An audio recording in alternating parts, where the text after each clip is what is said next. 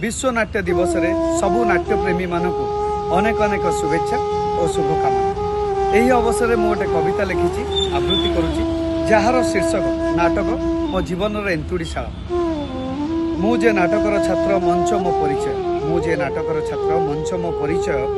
प्रतिटी संलापर जीवंत हुए मो भावना हा विस्मय। विश्व नाट्य दिवस आम उत्सवर ई मेला, विश्व नाट्य दिवस आम उत्सवर ई मेला।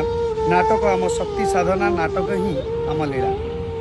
पांडुलिपिर से पृष्ठा झलके निजक मु खोजी पाए, पांडुलिपिर से पृष्ठा झलके निजक मु खोजी पाए।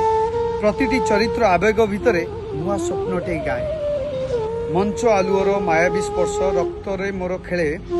अभिनय से परम आनंद आउ कहीं बा मिले।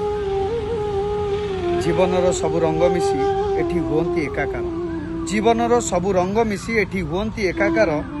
नाटक ही मो हृदयर स्पंदन आउ आनंदर गंताकार।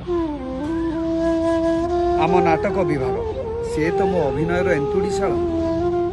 सेठू शिखिची कलार मूर्छना और जीवन गीतर ताल।